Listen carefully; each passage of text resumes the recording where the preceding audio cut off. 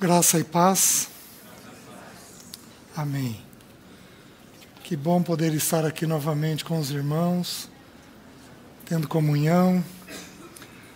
Nós vamos gastar esse fim de semana, esses 3 períodos, estudando 2 temas. E nós vamos ficar nesses 2 temas entre 3 a 4 meses, estudando essas porções da Palavra de Deus. O ano passado, depois que nós encerramos aquele material sobre família, o irmão Thomas perguntou se havia algum assunto ainda significativo dentro do contexto de vida familiar. E eu disse para ele que nós tínhamos 2 assuntos que são muito importantes, que nós não estudamos e que seriam muito importantes nós estudarmos. Os 2 assuntos são ansiedade. Então é o assunto que nós vamos estudar esses próximos meses, e o assunto do dinheiro. Esse, numa ocasião que o Senhor nos permitir, se assim for do agrado dele, a gente estuda. Então nós temos 2 temas. Os irmãos hoje à noite vão precisar ter um pouquinho de paciência comigo. Eu acho que vai ser bem tranquilo, mas eu preciso criar um pano de fundo para a gente estudar isso. Nós temos 2 temas que nas Escrituras eles são contrapostos, um resolve o outro, e são 2 temas que os textos associam, os textos ligam. Nós temos o assunto da ansiedade e o que contrapõe a ansiedade nas Escrituras é a paternidade.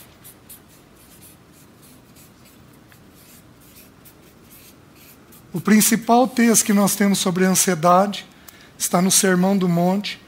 Nós vamos abrir ele um pouquinho essa noite, se o tempo nos permitir. Eu digo que vocês vão ter que ter um pouquinho de paciência, porque eu preciso definir o que é ansiedade com os irmãos. Todos nós sabemos, na prática. De 0 a 10, dá uma nota para a tua ansiedade. 0 é nada, você é o sujeito mais equilibrado do mundo, e 10 é muito ansioso. Dá uma nota para você. Vai lá. 9,5. Já falaram 12 aqui. Dá uma nota para você. Compartilha com a pessoa que está do seu lado aí. Se você conhece ou não, compartilha. Qual é a nota que você deu? Queridos, o assunto está no nosso meio muito mais do que a gente imagina. Mas muito mais do que a gente imagina. Alguém aqui deu uma nota abaixo de 5, levanta a mão. Certo? Tem aqui uma meia dúzia de pessoas. Entre 6 e 8, levanta a mão. Acima de 8, levanta a mão. Pois é. Esse é um assunto que envolve a gente muito mais do que a gente pensa. Ele está permeado no nosso dia a dia. Eu vou mostrar isso para os irmãos nas Escrituras, mas por enquanto eu vou chamar a atenção dos irmãos para o nosso dia a dia, para as coisas que acontecem no nosso dia a dia. Quantos já ouviram falar de uma coisa chamada hiperatividade em criança? Sabe o que é isso? É uma maneira pela qual a ansiedade aparece. Esses dias um amigo, pastor, foi conversar comigo e falou: César, parei no cardiologista. E o curioso é que estávamos em 6 esperando para ser atendido. Os 6 eram pastores. Por que todos eles estavam com taquicardia? A ansiedade. A ansiedade, ela está presente no dia a dia da gente muito mais do que a gente imagina. Ela envolve o ser humano. Existem algumas coisas com o pecado que envolveram o ser humano. a ansiedade, ela não está em nenhuma lista de pecado. Então, a ansiedade, por si só, ela não é pecado. Ela é um sentimento, uma emoção. Eu vou mostrar isso para vocês, possivelmente, talvez só em março, quando a gente for estudar as crises de ansiedade que a Bíblia revela. Aí nós vamos dar uma olhadinha no efeito do corpo, quais os efeitos principais que dá no corpo, como a gente sai disso, o que a Bíblia propõe para a gente sair disso. Mas, por enquanto, nós temos que entender que a ansiedade, ela não consiste em nenhum texto das Escrituras, nenhuma lista de pecado, ela é apresentada como um pecado. O texto do nosso Senhor em Mateus 6, ele diz assim: não andeis ansiosos. O texto de Paulo aos Filipenses diz assim: não andeis ansiosos. O texto de Pedro, em 1 Pedro, diz assim: lançando sobre ele toda a vossa ansiedade. Queridos, com o advento do pecado, todos nós nos tornamos ansiosos. Todos nós. Em graus variados. Tem gente que é uma propaganda enganosa. É um poço de sossego, mas o coração está taquicárdico. Aparentemente é tranquilo, mas internamente ele está jogando para dentro dele aquele sentimento que ele tem. Está fazendo sentido para os irmãos? Vamos um pouquinho mais longe. Quantos já ouviram falar aqui? Vocês têm que me ouvir com reservas. Quantos já ouviram falar de doenças autoimunes? O que é uma doença autoimune? Uma doença autoimune é uma doença grave, onde o corpo ataca o próprio corpo, mas é uma doença que tem a ver, em muito, com uma coisa chamada sentimento, emoção. É um reflexo no corpo de um sentimento que a Bíblia descreve como sendo a ansiedade. A ansiedade, ela está presente em todos nós. Por que uma criança, a hora que ela tem que cumprimentar um adulto, ela enrosca na perna do pai e ela não dá conta de cumprimentar? Qual o nome disso? A ansiedade. Por que um jovem, ele paralisa diante de amigos e ele não consegue se relacionar com aqueles amigos? A ansiedade. Existem muitas maneiras do sentimento ansiedade aparecer dentro do ser humano. Mas muitas maneiras. Tem pessoas que são muito afetivas e não dão conta de ficar sozinhas. Quando estão com o parceiro, precisam ficar segurando na mão do parceiro. Eles não dão conta de estar em casa sem grudar em alguém. Esse movimento aqui, sabe o que é? Ansiedade. Ele joga essa ansiedade dele num apego afetivo maior. Mas o nome disso é ansiedade, não dá conta de ficar sozinho. Os irmãos estão entendendo?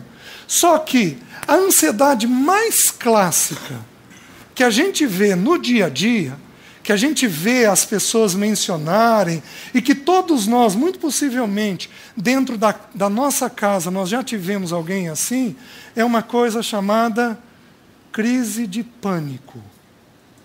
A pessoa, de repente, ela passa a ter um medo, uma fobia, uma apreensão monstruosa de uma determinada coisa. Vocês estão entendendo? Alguém aqui já teve crise de pânico? Levanta a mão. Olha lá. Alguém já teve na família crise de pânico? Levanta a mão. Olha quanta gente nós temos. Por quê? Porque a Bíblia, meus queridos, o Velho Testamento é impressionante. Não existe maior nem melhor contador de histórias do que Deus. Deus é um contador de histórias exímio. O Velho Testamento é só histórias. E as histórias que ele conta têm a finalidade de nós retirarmos dentro dela os princípios de vida. Então, quando Deus conta uma história e Ele não lança luz direta naquela história do que é, de como é para a gente interpretar, é porque Deus quer que a gente tire os princípios contados naquela história. A primeira, Adão foi criado. Em Gênesis 1, Adão e Eva. Em Gênesis 2, descreve a criação em separado, do homem e da mulher. Escreve ali especialmente a da mulher. Gênesis 3 tem a queda. Então Deus falou com Adão: Adão, tem 2 árvores aqui, o jardim inteiro para você desfrutar. Uma delas é a árvore da vida. Você come do que você quiser do jardim, menos de uma árvore. Você não pode comer da árvore do bem e do mal, do conhecimento do bem e do mal. Dessa árvore você não come, porque no dia que você comer, você vai morrer dela. Você vai morrer. O que Adão fez? Adão comeu, e no momento que ele comeu, eu vou explicar aí a paternidade. No momento que ele comeu, ele perdeu a relação com o pai. Ele simplesmente perdeu a relação com o pai. Em Lucas, capítulo 3, quando Lucas faz a genealogia do nosso Senhor Jesus Cristo, no versículo 38, se não me engano, diz assim: Cainã, filho de Enos, Enos, filho de Sete, Sete, filho de Adão, este filho de Deus.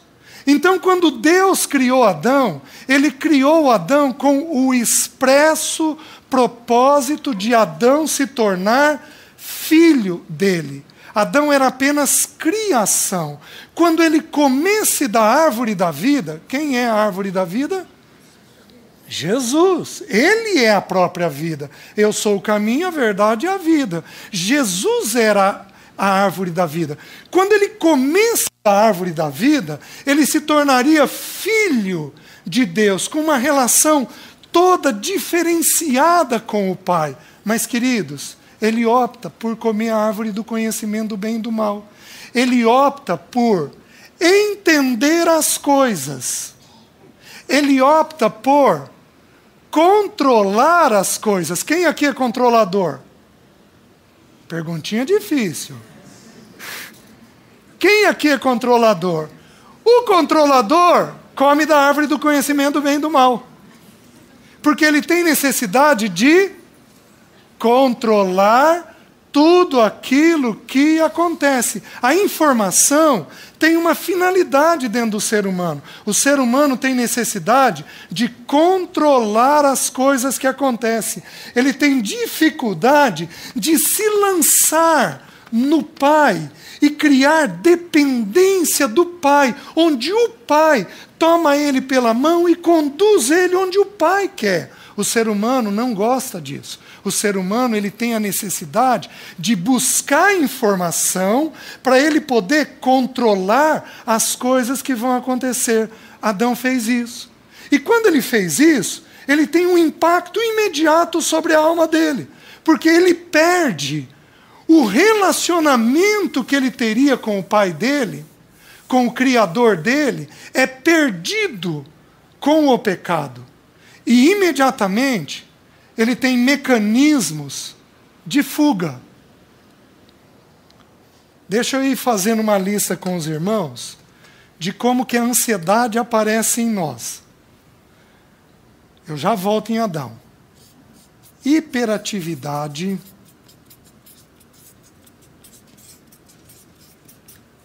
ciúmes, medo, compulsão. O que mais? Irritação.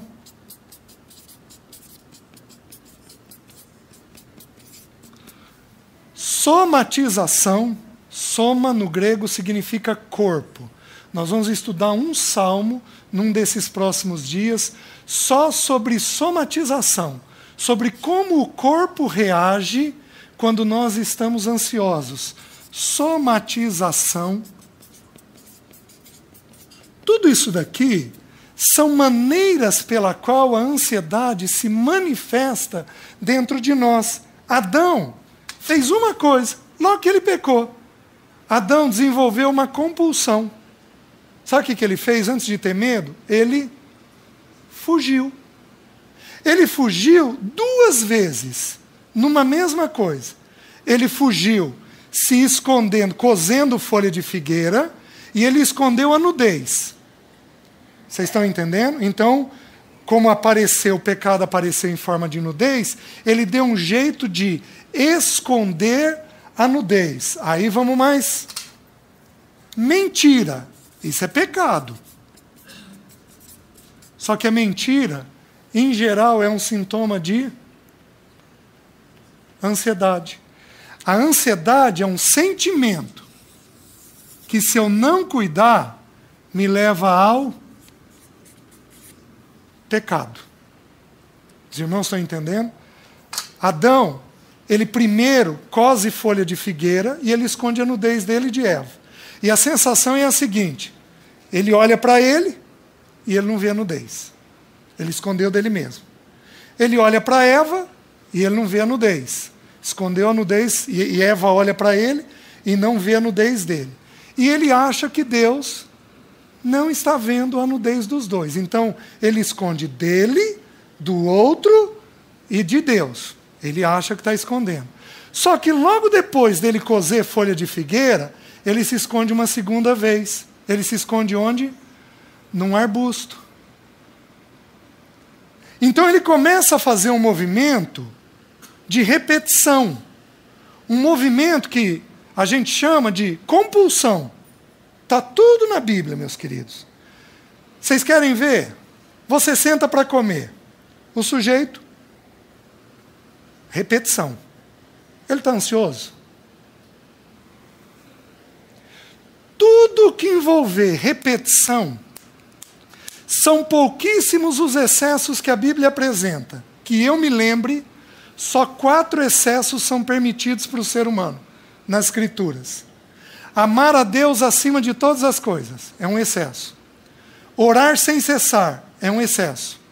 Em tudo dar graças é um outro excesso. E o último excesso que eu conheço, tudo que eu fizer, seja em palavra, seja em ação, tem que ser feito para a glória de Deus. 4 excessos. Qualquer outro excesso, come muito, come pouco. Trabalha muito, trabalha pouco. Dorme muito, dorme pouco. Qualquer outro excesso constitui um quadro de ansiedade. Adão revelava essa ansiedade. Ele ia mostrando essa ansiedade na compulsão que ele foi tendo. Ele foi tendo essa compulsão e isso foi revelando. Só que, quando ele viu que ele não ia dar conta de se esconder, o coração dele começou a ser tomado por uma coisa chamada medo. Queridos, não existe ser humano nesta terra que não tenha medo. Não existe. Todos nós somos filhos de Adão. De uma ou de outra forma, todos nós teremos medo. Quando nós estudarmos Elias, nós vamos estudar crise de pânico na vida de Elias. Qual é o maior medo que o ser humano tem? A morte. Hebreus diz do pavor da morte. É uma expressão usada apenas para a morte. O pavor que a morte gera dentro de nós. O pavor de perder um filho, de perder um marido, de perder um ente querido, de perder alguém da igreja. É o maior de todos os medos. Adão foi tomado por um sentimento. O sentimento de medo. Tudo isso quer dizer o quê? Eu estou dizendo para os irmãos, através disso, que o nosso pai, Adão, ele era ansioso. E ele era ansioso porque ele não teve um bom relacionamento com o seu pai. Aí, sem medo de errar, se eu fosse pegar os notas 12 e 13 aqui da ansiedade, e eu fosse investigar, de alguma maneira, essas pessoas ansiosas não tiveram um bom relacionamento com os seus pais. Queridos, agora eu preciso dar uma parada. E eu vou falar um pouquinho sobre a... Deixa eu encerrar sobre a ansiedade. O que é a ansiedade, então? Se eu for responder do ponto de vista bíblico, a ansiedade é um sentimento de apreensão quando eu enxergo a vida fora da paternidade de Deus. Se eu for olhar do ponto de vista psicológico, a definição de ansiedade é um sentimento de apreensão onde eu tenho uma certeza de que uma tragédia vai acontecer e eu sou imediatamente tomado por reações físicas diante dessa certeza que eu tenho. Vocês estão entendendo? Isso é ansiedade, do ponto de vista psicológico. Mas do ponto de vista bíblico, é ver uma coisa com os meus olhos. E não ver aquela mesma coisa com os olhos de Deus. Vou pegar o Thomas. O Thomas é sossegado, tranquilo, descansado no Senhor. Mas o Thomas vai ter 1, 2 ou 3 áreas na vida dele em que o coração dele é tomado por ansiedade. Por mais que ele tenha uma boa visão do Senhor, existem algumas coisas na formação do Thomas, lá de trás, onde a mente dele aprendeu a enxergar a vida com os olhos dele, e não com os olhos de Deus. Toda vez que você olhar uma situação da vida com os seus olhos, e não com os olhos de Deus, você está sendo ansioso. Está dando para compreender? Os irmãos estão conseguindo entender o que significa a ansiedade? Então, a ansiedade ela deriva de não termos a mente de Deus na vida. Porque quando eu tenho a mente de Deus, o meu coração é tomado por descanso. Nós vamos estudar o texto de Filipenses, mas o texto de Filipenses diz uma coisa curiosa, diz assim: não andeis ansiosos de coisa alguma, em tudo, porém, sejam conhecidas diante de Deus as vossas petições, pela oração e pela súplica, com ações de graça. E aí diz assim, e a paz de Deus... A situação mudou? Não. Porque é uma paz que excede... A pessoa olha a situação e a situação não mudou. Mas os olhos dela, ao enxergarem a situação, mudaram. Então o problema não está daqui para fora. O problema está daqui para dentro. É a maneira pela qual nós olhamos a situação, vemos a situação. Quando nós vemos a situação com a bendita mão de Deus, o nosso coração é tomado em profundo descanso. Os irmãos estão entendendo? Vamos avançar um pouquinho. Abram, por favor, em Efésios, capítulo 3, versículo 14. Por esta causa, me ponho de joelhos diante do Pai, de quem toma o nome toda a família, tanto no céu como sobre a terra, para que, segundo a riqueza da sua glória, vos conceda que sejais fortalecidos com poder, mediante o seu Espírito, no homem interior. Queridos, deixe parar aqui. Por esta causa me ponho de joelhos diante do Pai, de quem toma o nome toda a família. A palavra pai, no grego, significa pater. Anota aí, porque isso é importante. Essa palavra significa nutridor, sustentador,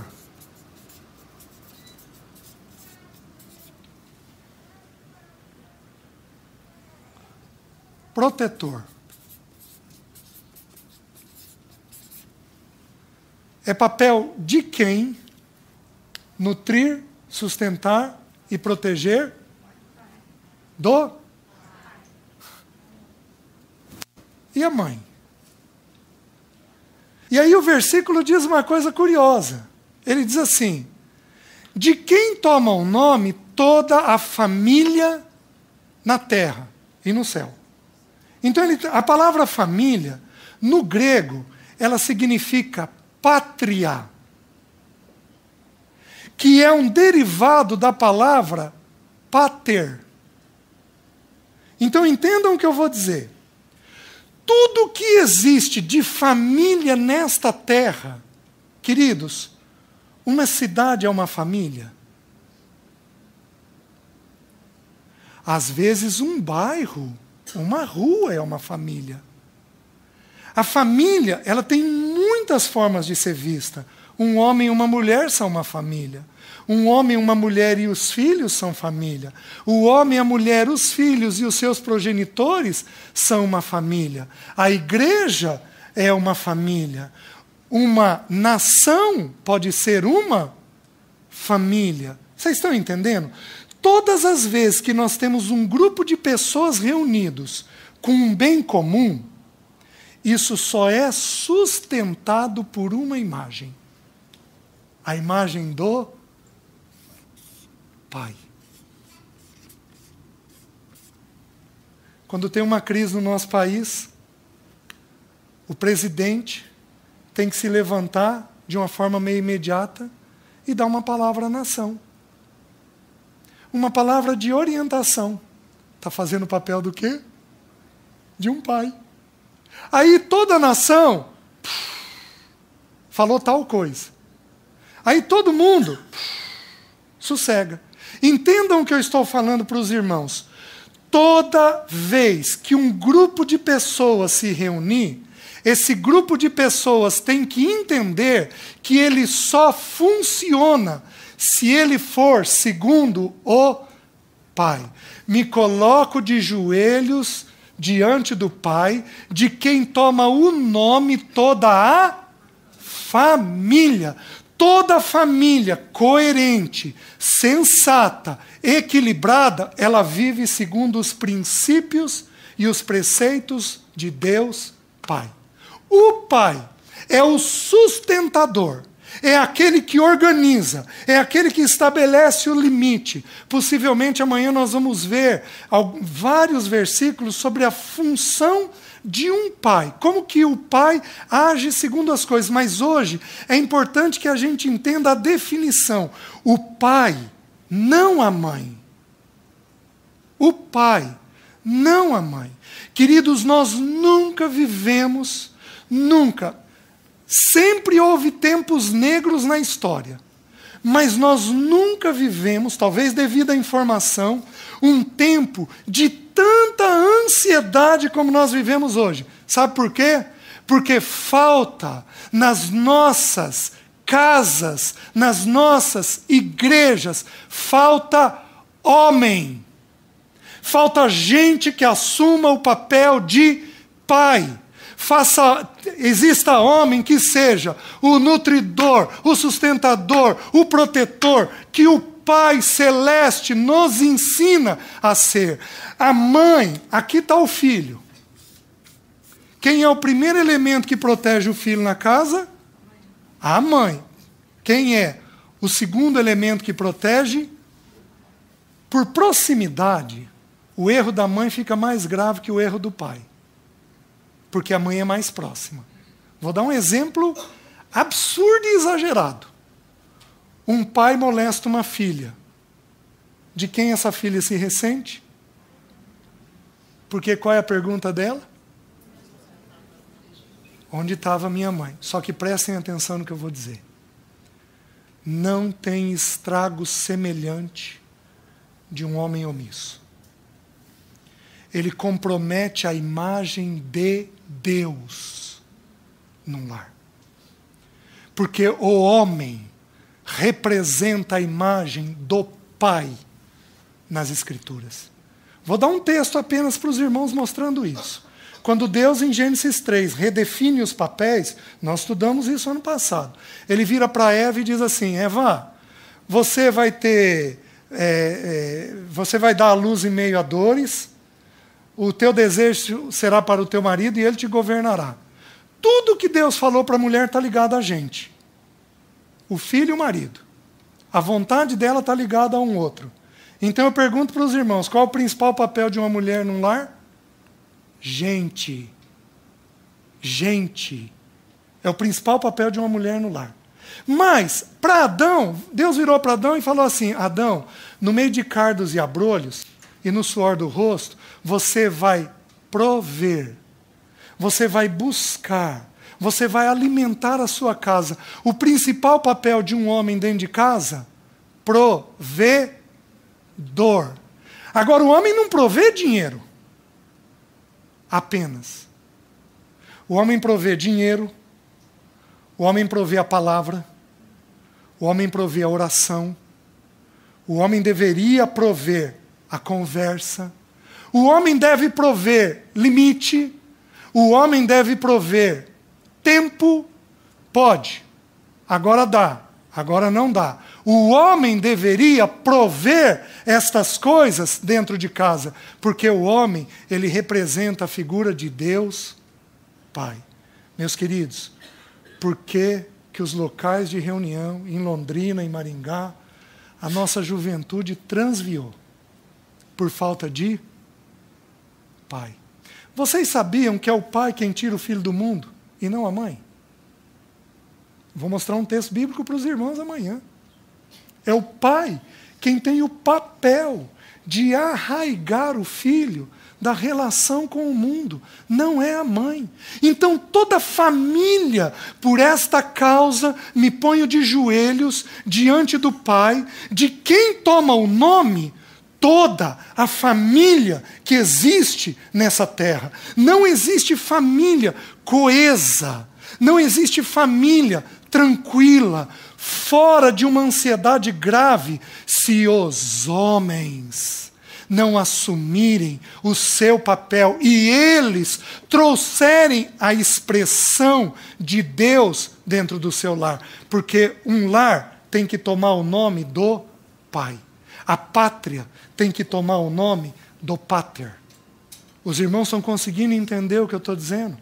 As duas coisas estão diretamente relacionadas. Intimamente relacionadas. Distanciou o pai, a ansiedade entra. Entrou o pai, a ansiedade desaparece. Tem uma coisa curiosa. Muitas vezes eu sou perguntado por pessoas a respeito de crise de medo em criança. Vocês já devem ter ouvido de crianças com crise de pânico. Elas não conseguem ir para a escola. Vão, choram na escola, tem que buscar, os pais buscam, a mãe busca uma vez, 2 vezes, 3 vezes, aí não resolve, aí a mãe fica sentada lá na escola, do lado de fora da sala, para ver se relaxa a criança, aí a mãe fica um pouquinho mais distante. Vocês já devem ter ouvido histórias desse tipo.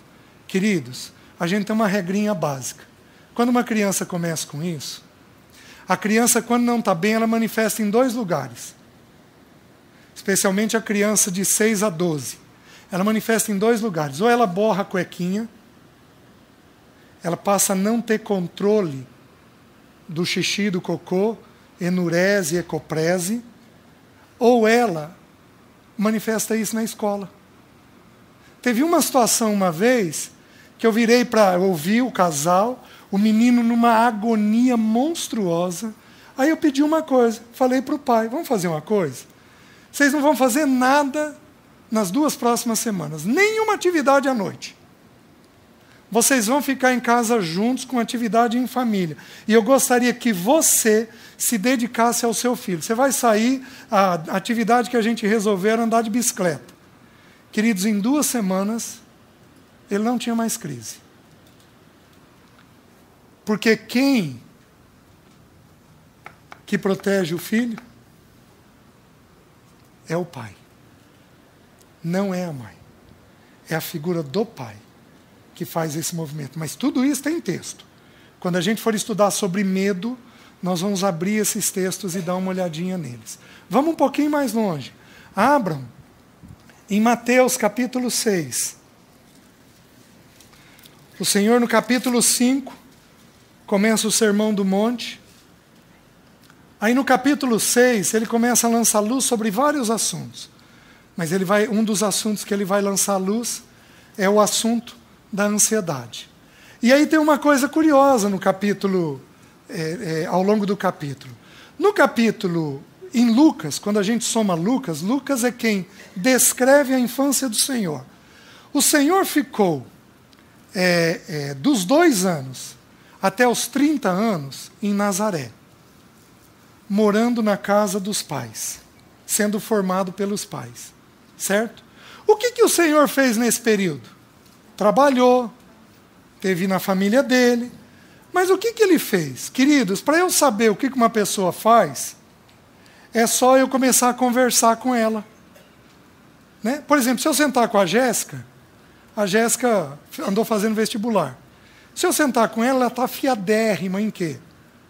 Português, matemática, física, química. Se for para bater papo, se eu tivesse a idade dela, isso daqui, aquilo lá. Não, eu fiz assim, eu fiz assado, ela vai ter um caminhão de coisa para falar, porque é onde a mente dela está ocupada. Queridos, Jesus fica 30 anos quieto. De repente, ele tem o primeiro sermão dele. E aí ele começa o sermão dele, ele fala lá das bem-aventuranças, aí ele começa a falar, vós sois a luz do mundo, e vocês precisam fazer coisas que glorifiquem o vosso Pai. Aí ele diz assim, quando vocês orarem, vocês não sejam como os hipócritas, que gostam de orar de pé nas sinagogas, mas vocês entrem no quarto, fechem a porta e orem ao Pai de vocês que está em secreto. E o Pai de vocês que está em secreto vai recompensar. 2ª vez. 3ª vez. E vocês, quando jejuarem, vocês jejuem de que maneira? Lavem o rosto, não deixem ninguém saber, porque o Pai de você que está vendo em secreto vai te recompensar. E quando você ofertar, faz com que a direita não saiba o que a esquerda está fazendo. E o seu Pai que te vê em secreto vai te recompensar. Queridos, o Senhor traz um caminhão de assunto sobre a paternidade. E vocês não andem ansiosos. Mas olha o pardal.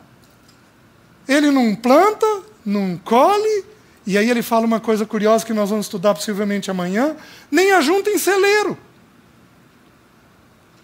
E contudo, o vosso Pai o sustenta. Considerai os lírios. Quem que veste ele daquele jeito? É o Pai Celeste. E vocês ouviram o que foi dito. Amarás o teu próximo e detestarás o teu inimigo. Eu, porém, vos digo, amai os vossos inimigos e orai pelos que vos perseguem, porque isso vai trazer a glória do vosso Pai. Pois o vosso Pai faz o sol vir sobre bons e maus, faz a chuva vir sobre justos e injustos. Meus queridos, o Senhor abre a boca depois dos 30 anos e a boca dele está cheia do quê? Do Pai. O que ele fez naqueles 30 anos? Aprendeu sobre o Pai. Quieto. Aprendendo sobre o Pai. Quando ele é questionado aos 12 anos, nós estudamos isso ano passado. Maria chega para ele, meu filho, que ele ficou lá em Jerusalém, eu e teu pai aflito estamos à tua procura. Ele vira e diz o quê? Vocês não sabiam que me convinha estar na casa de meu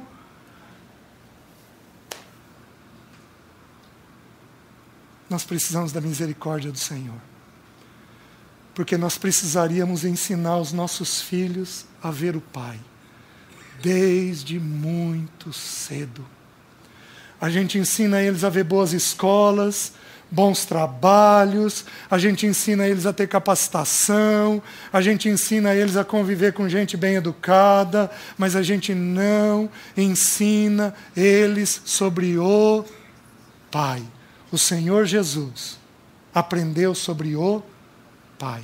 E à medida que ele foi aprendendo sobre o Pai, o coração dele, a mente dele, foi sendo ganha pelos pensamentos do Pai, pelas palavras do Pai, pela vontade do Pai. Tudo nele estava ligado ao Pai. Os irmãos estão conseguindo entender? Então, quando eu vejo do ponto de vista do Pai, o meu coração fica sossegado. Agora eu vou começar a provar isso para os irmãos. Só que para isso, capítulo 6, versículo 19. Lembra que eu preciso da paciência de vocês. Eu estou montando um pano de fundo. Eu falei sobre o que é ansiedade, estou explicando um pouquinho sobre o que é o Pai, e agora eu vou precisar explicar um pouquinho sobre como é a alma do ser humano. Como que o ser humano funciona, porque nós vamos voltar nisso muitas vezes, para a gente entender as crises de ansiedade e as dificuldades da paternidade de Deus em nós. Capítulo 6, versículo 19 diz assim: não acumuleis para vós outros tesouros sobre a terra, onde a traça e a ferrugem corrói, e onde ladrões escavam e roubam. Mas ajuntai para vós outros tesouro no céu, onde traça nem ferrugem corrói, e onde ladrões não escavam nem roubam. Porque onde está o teu tesouro, aí estará também o teu coração. Lembra que no original nós não temos versículo. É o Senhor falando numa sequência. Aí ele diz assim, então ele falou sobre um assunto chamado dinheiro. E ele falou sobre o tesouro que eu vou ter. Aí ele fala sobre o verdadeiro tesouro que eu tenho na eternidade. Ele fala sobre dinheiro, o meu coração e o verdadeiro tesouro que eu posso ter na eternidade. Aí o Senhor vira e diz assim: são os olhos, a lâmpada do corpo. Então ele está ensinando um princípio. Se os teus olhos forem bons, todo o teu corpo será luminoso. Porém, se os teus olhos forem maus, todo o teu corpo estará em trevas. Portanto, caso a luz que há em ti sejam trevas, que grandes trevas serão. Eu preciso parar aqui. E eu vou contar com a paciência dos irmãos. Deixe-me explicar uma coisa para os irmãos. O ser humano, ele é composto de 3 elementos. 1 Tessalonicenses ensina isso. Diz que o ser humano tem um espírito, uma alma e um corpo. Certo? O espírito é a parte que toca a Deus. Ela não é uma parte, ela é imaterial. A gente não toca. Ela tem faculdades. Por exemplo, a consciência está dentro do espírito. A intuição está dentro do espírito. São faculdades que o espírito da gente tem. Digamos assim, ferramentas que o espírito da gente tem. Só que a alma, ela é composta. O que é a alma? A alma é o que a psicologia chama de eu. É quem você é. É quem a Jéssica é. Eu começo a conversar com a Jéssica. Ela fala de estudo. Depois ela fala de roupa. Ela pode falar de sapato. E aí eu vou entendendo que a Jéssica gosta do quê? De estudo, de roupa, de sapato. A Jéssica vai deixando vazar o que está dentro dela à medida que ela fala. Ela vai falando e eu vou vendo o que está dentro dela. A alma, ela é composta de 3 elementos. O que a Jéssica é, o que o Thomas é composto de 3 elementos. A alma é composta do pensamento, da emoção e da vontade. E aqui eu preciso que os irmãos entendam. O alvo de Deus e do diabo é qual? Faz sentido? Só que a fortaleza é a mente. Quem ganhar a mente, ganha a vontade. Quem ganhar a mente, ganha a vontade. O Thomas tem lá as fraquezas e a ansiedade deles, como a gente falou. De repente, num dia que o Thomas não está bem, o diabo traz uma pessoa que vai alimentar a mente do Thomas exatamente com a fraqueza dele. Ele já não está bem. Aí o diabo vai se aproveitar do momento que ele está fragilizado e o diabo vai trazer, naquela área que ele é ansioso, alguém para conversar sobre aquilo. E para deixar a mente dele mais inflamada, mais ansiosa do que ele naturalmente já é. Então, o que ganha a vontade de um ser humano é o pensamento. Meus queridos, eu vou só citar os versículos, não abram. Romanos 12:2 diz assim: e não vos conformeis com este século, mas transformai-vos pela... De que jeito que a minha vontade é mudada? Pela renovação da minha. E aí ele diz assim: para que experimenteis qual seja a boa, perfeita e agradável vontade de Deus. Toca na emoção. Primeiro vem o quê? O pensamento. O pensamento é que determina a minha vontade. Por que Jesus fazia toda a vontade do Pai? Porque o tempo todo ele pensava em quem? No Pai. Era o Pai. O Pai o tempo todo. Meu Pai, meu Pai, meu Pai, meu Pai, meu Pai, meu Pai, meu Pai, meu Pai. O tempo todo, o Pai, o Pai, o Pai e o Pai. Mês que vem, se o Senhor permitir, nós vamos estudar 3 coisas do Filho. Porque são 3 coisas que o Pai fez com o Filho amado e o Pai vai fazer comigo e com você. O Filho liberto, o Filho tendo comunhão e o Filho sofrendo. Nós precisaríamos tirar o final de semana inteirinho só para falar sobre o sofrimento que o Pai gerou no Filho, porque é a mesma coisa que ele vai fazer comigo e com você. Então, mês que vem, para os corajosos. O Pai conduzindo o Filho ao sofrimento. À medida que eu penso, eu decido a vontade. Só que, vou citar outro versículo, tudo que eu penso, eu sinto. Não abram. João 16, ali começando com o versículo 5, Jesus começa a falar da morte dele. E ele diz assim para os discípulos: se eu não for, o Consolador não vai vir. E aí ele vira e diz assim: porque vos tenho dito estas palavras? Quais palavras ele falou? Morte. Qual o assunto que entrou na mente dos discípulos? Morte. Porque vos tenho dito estas palavras? Tristeza encheu o vosso coração.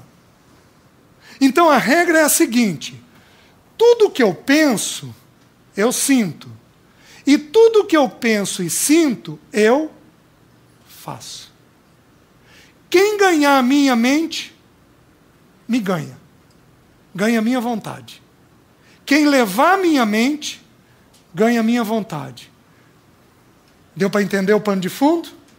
Aí o Senhor vira e diz assim: são os olhos, a janela da alma. Então o Senhor lança mais um princípio. O que alimenta o meu pensamento? O que alimenta o meu pensamento é o meu corpo. Os 5 sentidos. O que eu vejo, audição, visão, tato, paladar e olfato.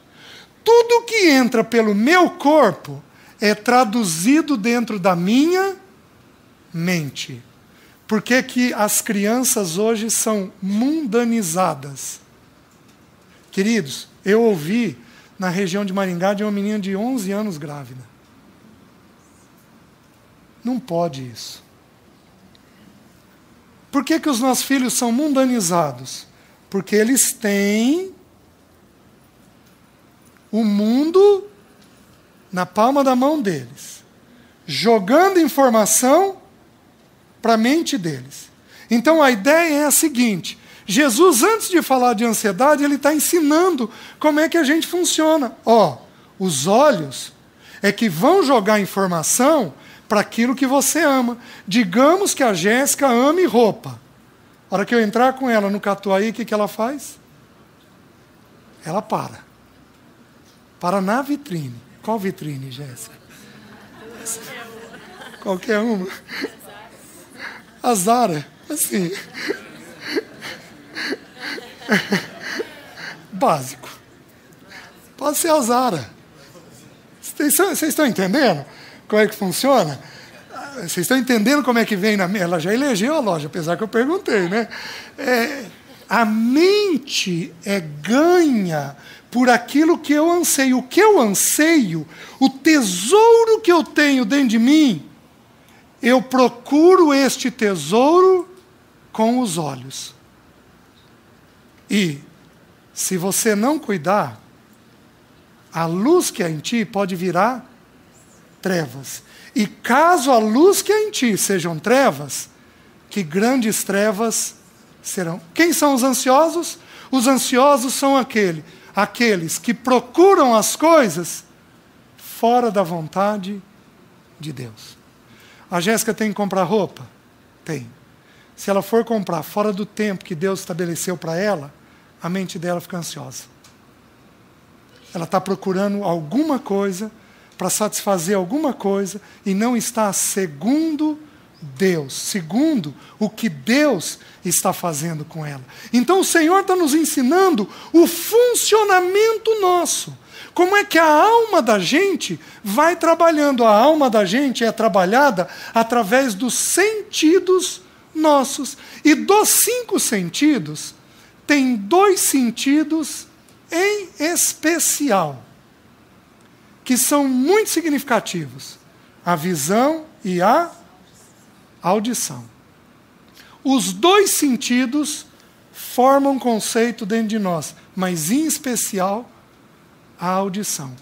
Quem ganhar a tua mente, quem ganhar a tua mente, vai ganhar a tua conduta. E queridos, especialmente os pais, aquele que pensa estar em pé, cuide para que não caia. Meus queridos, os nossos filhos escorregarem, é daqui para ali. Não achem que nós estamos seguros, nenhum de nós está. A vida cristã é um alimento da mente todo dia. A vida dele tem que ser absorvida todo dia. Se não for absorvida todo dia, nós caímos em ansiedade e a ansiedade nos leva ao pecado. Aí vamos estudar um pouquinho as Escrituras. Acho que ficou claro, né? Então, o versículo 22. São os olhos a lâmpada do corpo. Se os teus olhos forem bons, todo o teu corpo será luminoso. Se, porém, os teus olhos forem maus, o que são olhos maus? É buscar coisas que não trazem a glória de Deus. Se os teus olhos forem maus, todo o teu corpo estará em trevas. Por que ele está dizendo que o corpo estará em trevas? Romanos diz que eu entrego os membros para o pecado. Então é ganho na mente. E aí eu entrego os meus membros, braços, pernas, genitália, eu entrego o corpo, os meus membros, para o que entrou dentro da minha mente. E aí então, caso, portanto, a luz que há em ti sejam trevas, que grandes trevas serão. Ninguém pode servir a 2 senhores, porque ou há de aborrecer-se de um e amar o outro, ou se devotará a um e desprezará o outro. Não podeis servir a Deus e às riquezas, a mamon. Aí o Senhor joga um pouquinho mais de luz. É como se ele fizesse um sanduíche. Ele falou de dinheiro ali atrás, não acumula tesouros nessa terra. Aí ele fala dos olhos, do que eu busco pelos olhos. Aí ele diz novamente de dinheiro. Ele faz um sanduíche. E por que ele fala de dinheiro 2 vezes antes de falar de ansiedade? Porque, queridos, o que nos dá segurança? Via de regra, para a grande maioria das pessoas, a sensação de segurança vem através do quê? Do dinheiro. Só existem 2 senhores nessa terra: Deus e Mamon. O diabo não é um senhor. O diabo é, para nós, o inimigo da nossa alma, O diabo é para Deus um servo. Porque Colossenses 2,10 diz que Cristo se fez o cabeça. O que é o cabeça? Aquele que manda. De todo principado e potestade. O diabo não pode tentar o Thomas sem a permissão do Senhor. O Senhor tem que dar a permissão. Porque Cristo é o cabeça de todo principado e potestade. Lá em Gênesis, voltando a Gênesis, o texto lá diz que o descendente da mulher teria o calcanhar ferido. Onde que Cristo teve o calcanhar ferido? Na cruz. Mas ele pisaria a cabeça da serpente. A cruz, louvado seja o nome do Senhor, tirou o poder de mando do diabo. O diabo não pode tocar um de nós sem a permissão do Senhor. Mas, meus queridos, a gente se preocupa tanto com ele, às vezes, e esquece que tem um outro Senhor. Esquece que tem um Senhor que pode seduzir o nosso coração, envolver o nosso coração. Um Senhor chamado dinheiro. Vocês estão conseguindo entender? Dinheiro é um assunto complicado. Muito complicado.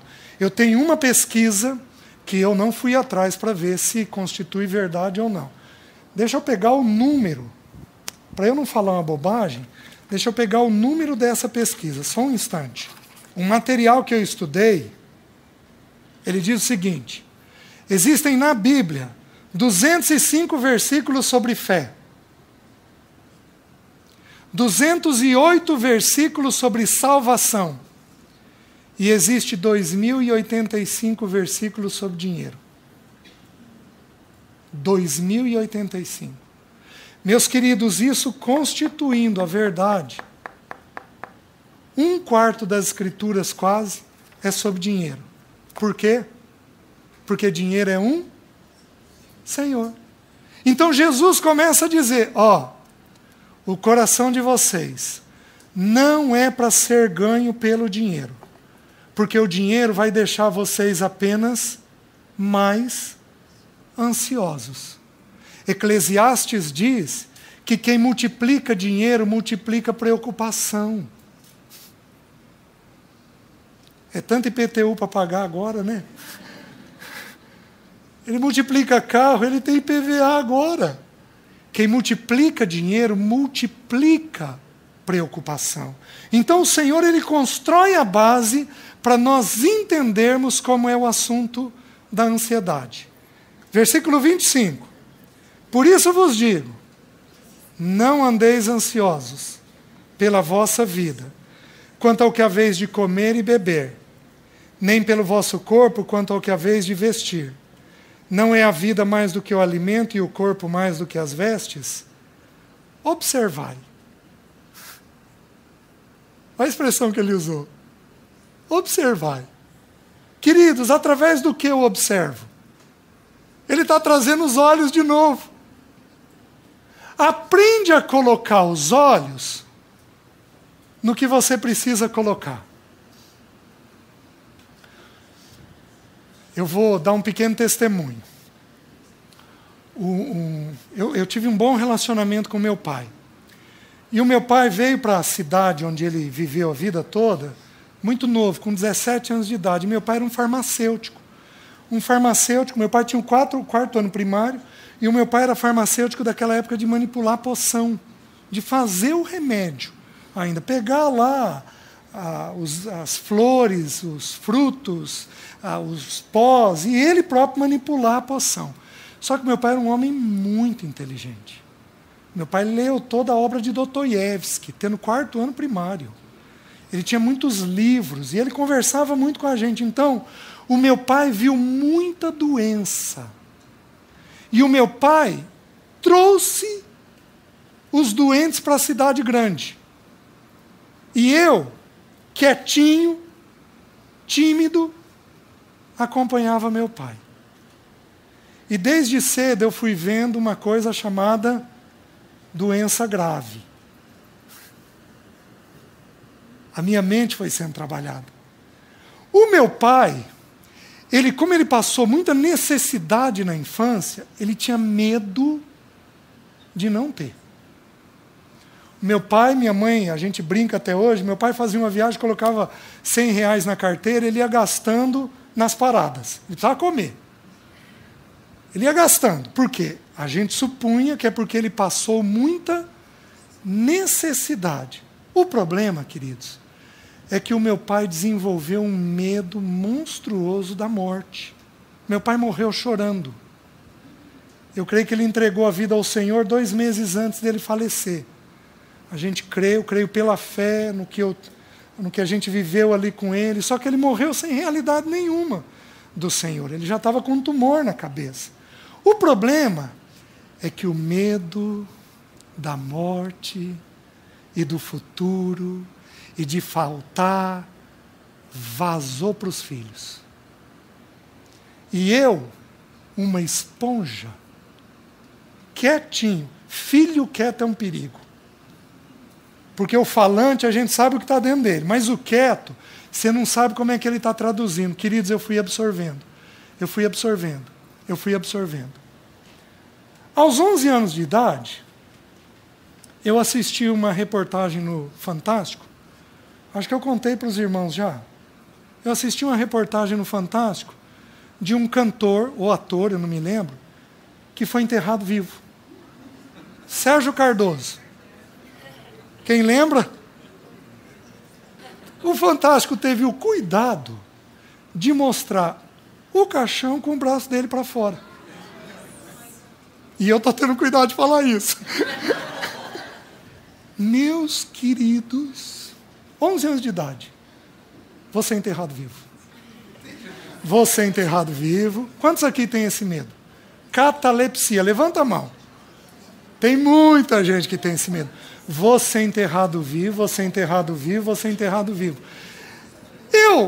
A gente dá um jeito de dar um nó na alma da gente, né?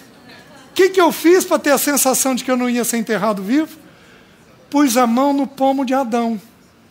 E eu dormia apertando o pomo de Adão e engolindo. Porque aí eu tinha a sensação que eu estava vivo. Por isso que minha voz é rouca. A fono supõe que eu abaixei o pomo de Adão. Aí comprometeu a minha voz. Até os 14 anos, 3 anos, toda noite, quietinho. Aos 15 anos me converti. Aos 23 anos tive uma crise de ansiedade. Qual o primeiro medo? Eu era presbítero, já saía pregando, casado há quase 2 anos com a Alessi. Meus queridos, eu entrei numa crise. Você é enterrado vivo, você é enterrado vivo. Alessi, por favor, Alessi. E meus queridos, no medo a gente supõe que a coisa vai acontecer. Mas no pânico a gente tem certeza que ela está acontecendo. Então, eu vivia.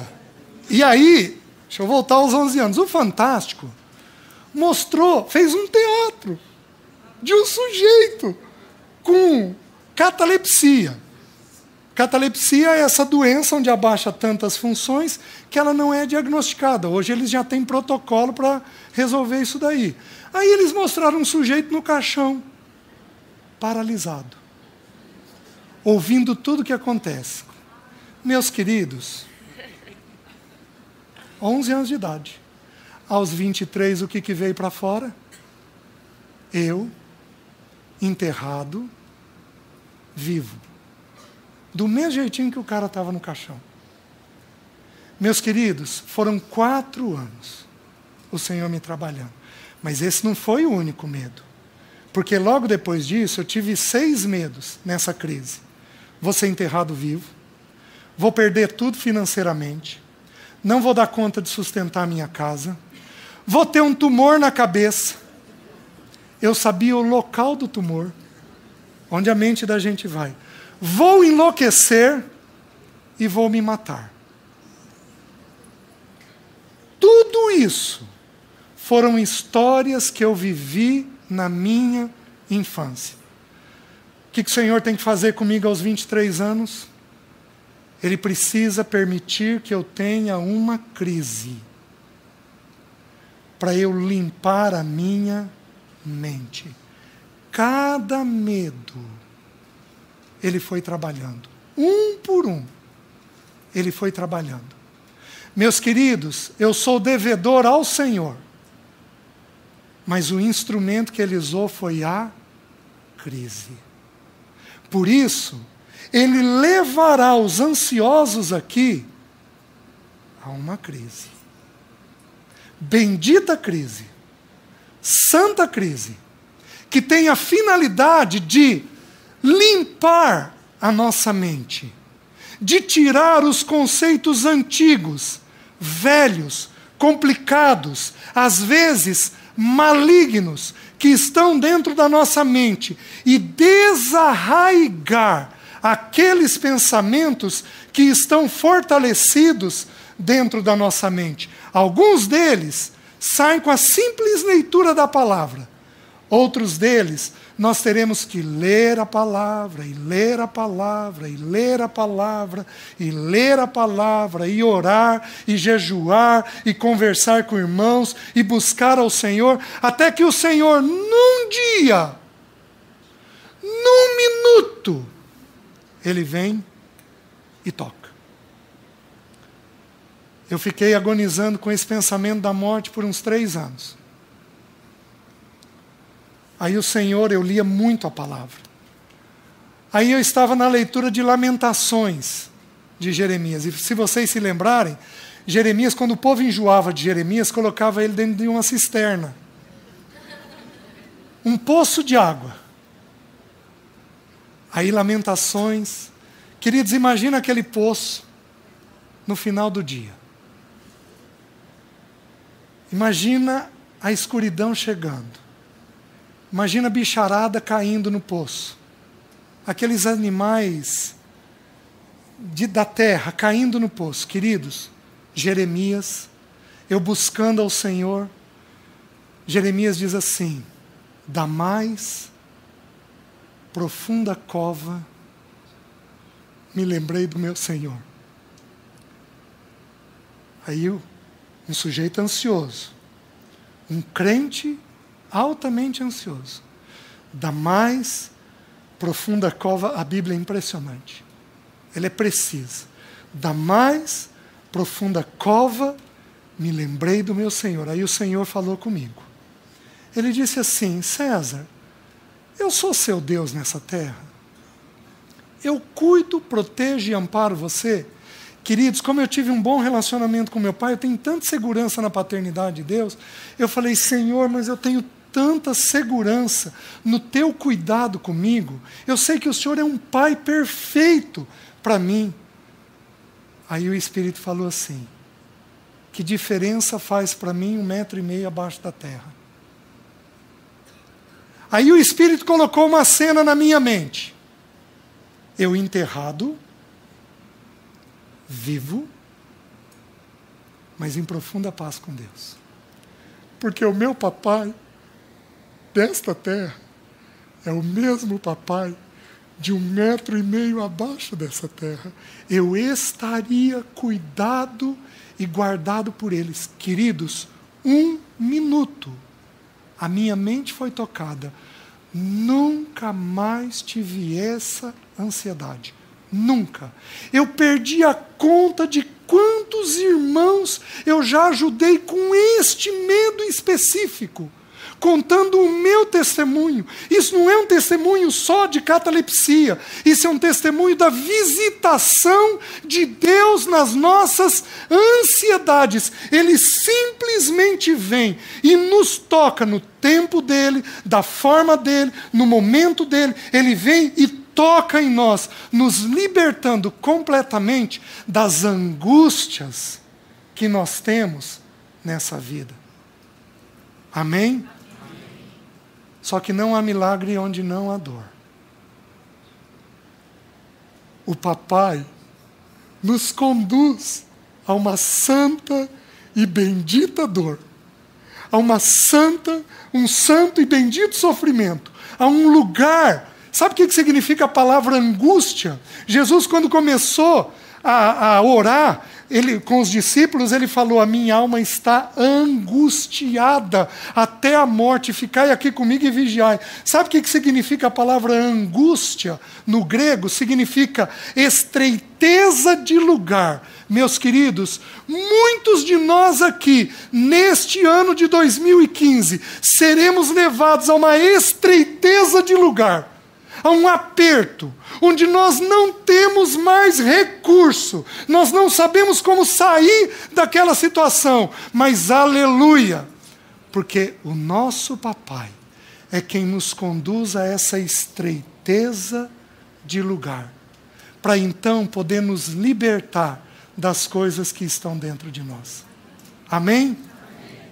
Vamos curvar nossas cabeças, vamos orar.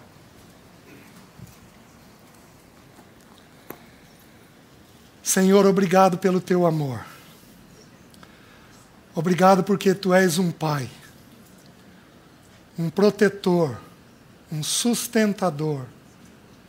Bendito é o teu nome. Que alegria nós temos de te pertencermos. Vede que grande amor nos tem concedido o Pai, ao ponto de sermos chamados filhos de Deus. Senhor, bendito seja o teu nome. Senhor, nós te amamos, nós te desejamos. Senhor, nos visita nas nossas ansiedades, nos visita nas nossas angústias. Não permita que nós sejamos tomados por pensamentos indevidos, mas nos visita, nos mostrando o bendito Pai que o Senhor é, para que o teu nome seja glorificado nas nossas vidas. Em nome de Jesus nós oramos. Amém. Amém, meus irmãos.